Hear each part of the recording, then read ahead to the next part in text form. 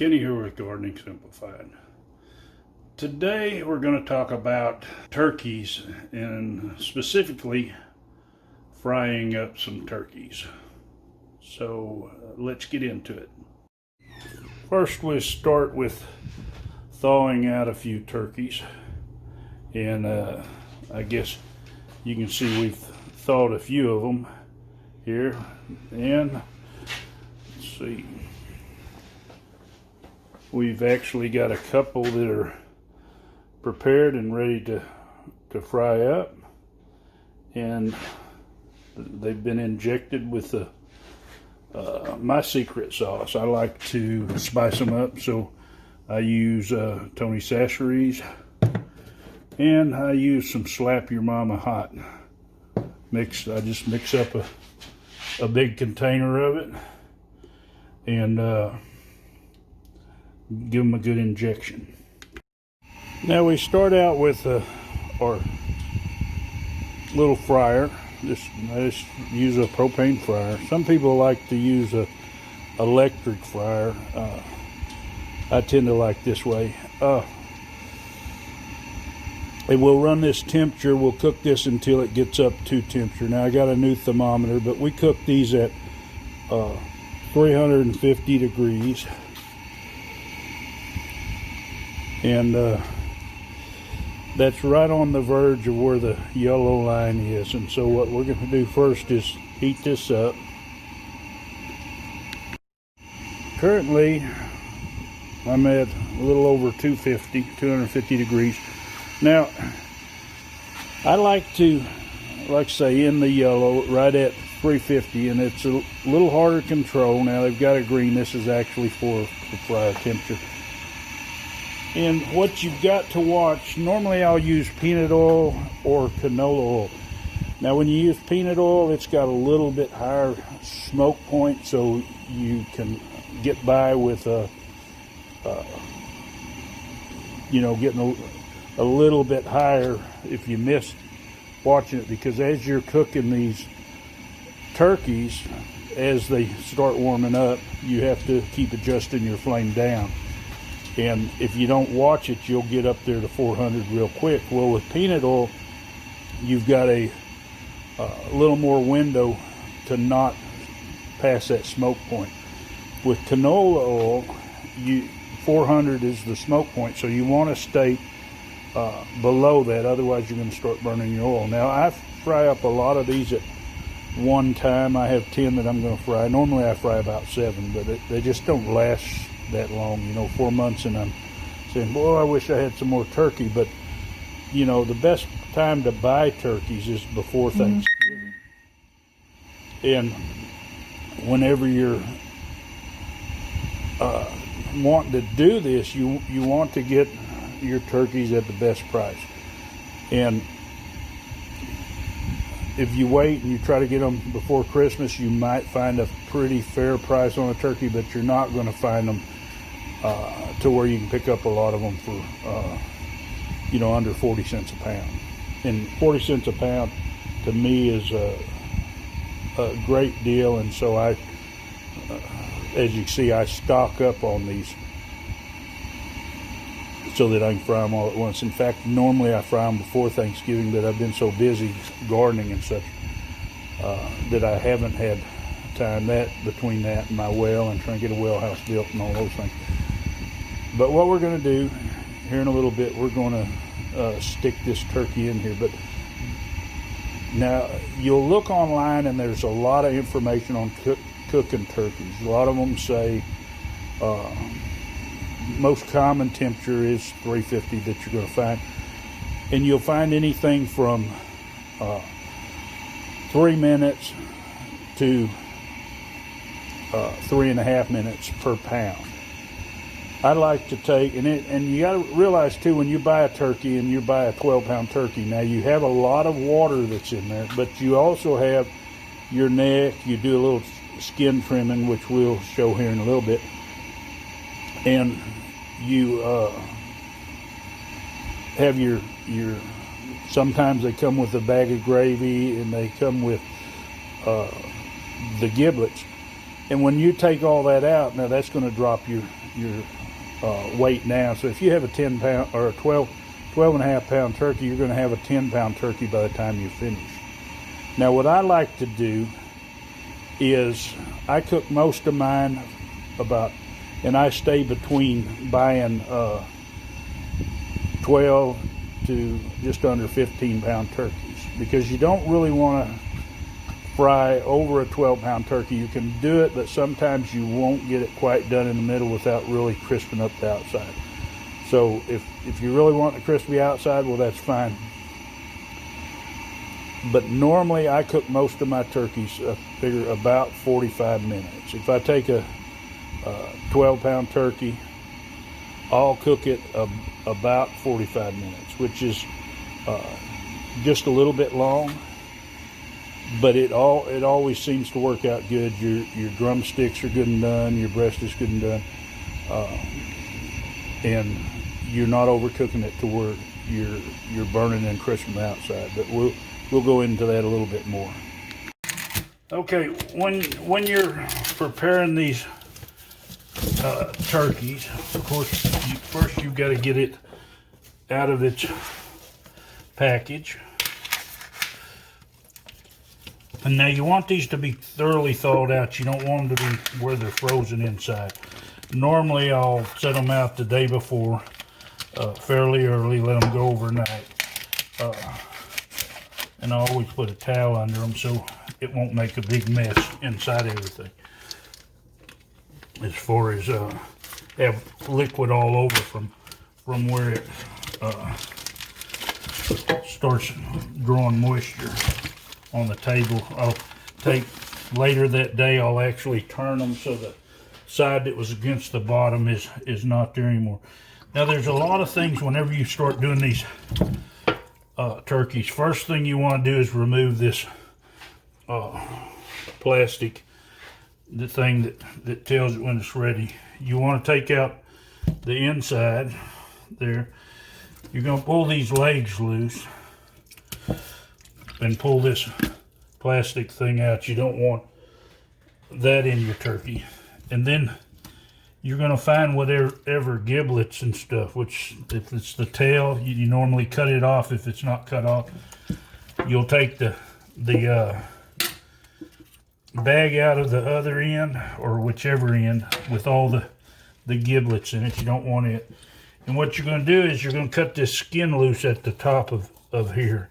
You want to make sure this is open and that the oil can circulate through the center of this turkey. And you'll just cut this extra skin off. Now you can cook this up for a broth if that's what you want to do. A lot of times we just cook it up for a treat for our dog. You can freeze this stuff until you actually need it.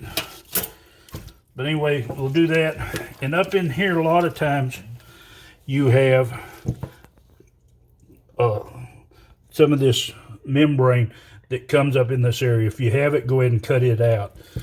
And basically, that's all it is to preparing it. Now, what we do is we take our mix, and I always stir it up again. Now this mix, I'll just put a good bit of seasoning in here and some warm water so it can actually get some of that out. Now you can buy the mixes, but I find that I like this better, and I use some different types. But with an injection needle, you're going to inject this, and depending on how much seasoning you like, you're going to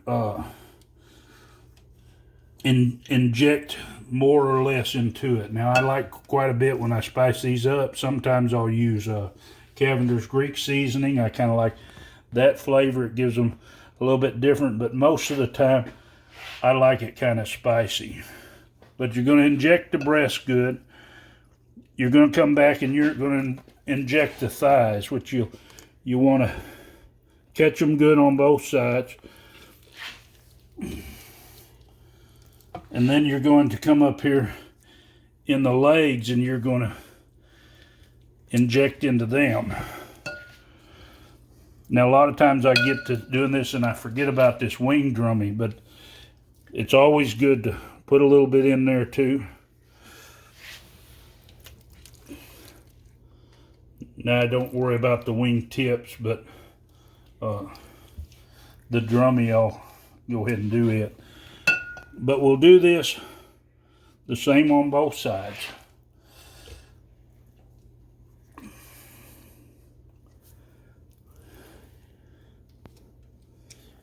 And that's all it is to it. Now I'll let that set for a little bit, and I've got my other one here. Don't worry about if it sets for a little bit and dries off some.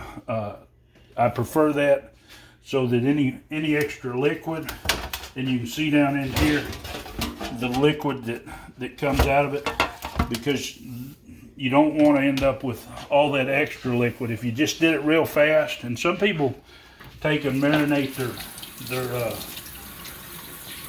turkeys overnight. They'll take them out, they'll thaw them, they'll take them and inject them, and then they'll set them in the fridge and cook them the next day. You can do that, but I find this works just as well. Maybe the seasonings might be more in one place, but it works just fine. Okay, when you put these turkeys in here, now you have a little holder here, and I like to wear leather welding gloves. Now you want to put this in there slow and easy, because that water is going to, that's in there, is going to cause this thing to bubble up. You bring it down, and as you can see, this oil is starting to bubble pretty rapidly. If you just drop this in there, what's going to happen is you're going to have this oil splashing out all over, in fact, possibly even catching fire. So what I do is I'll bring this in here easy, allow it to heat up some and get that water cooked off a little bit. And after that, if it starts bubbling too fast, just pull it up.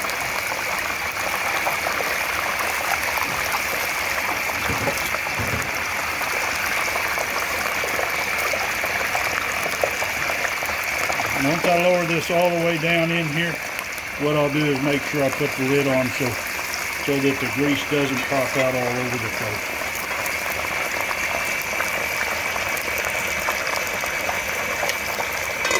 Now, in most of these you'll use about 3 gallons of oil.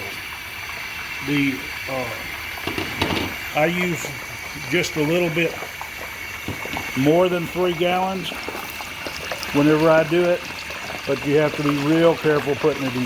But sometimes, because the oil won't quite come up to the top of the leg, I'll add that little bit extra. But like I say, you have to be real careful and make sure. Now, this was at 350, and most of them has a little hole in them here. And what I'm going to do is, I'll see where this is at and make sure it maintains the temperature. So you can see we're still in the green and it's climbing up.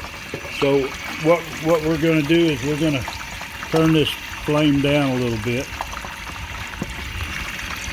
and then we'll watch it. But you want to be just on the top of that green area. Now if you start getting into the red, like I say, you need to make sure you back it down, because once it gets into the red area, and especially with the canola oil, you pass the smoke point, you're going to start burning your oil. And when you're doing a lot of turkey, you burn your oil up, and then you got to start over. You're going to have quite a bit more expense. I want to stress the importance of watching your time, your temperature. This has been in about 5 minutes. Now I did turn it down originally once I got started, but it was steadily staying a little high, so I turned it down some more, went and prepared another turkey and come back, and it's actually a little above where I want it to be. So I turned it down considerably more. But you can't just put this on and expect it to cook and not watch it. You have to be there and monitor the temperature all the time. Otherwise, you're not going to have your turkey come out like it should, and especially if you're doing a lot of them, you're going to end up damaging your grease or your oil, and then you're going to have to start over. Well, 45 minutes later, and we have one delicious looking bird. And I'm not sure, but I think Gigi likes fried turkey too. Yeah, I believe so. Well, I hope this video helps you next time you decide to maybe try frying a turkey. The main thing is be safe. Don't get your grease too hot because you're going to end up with a fire. When you put your turkey in, make sure you turn your fire down a little bit so that if some does spill over, that it won't catch on fire. And I recommend putting down some cardboard underneath. That way, if a little bit splashes out, you won't have a slick surface to get injured on. If you like this video, well, share it, like it, hit that thumbs up. And if you want to see more of these, hit that subscribe button and the bell button so you'll be notified. This is good. Happy gardening.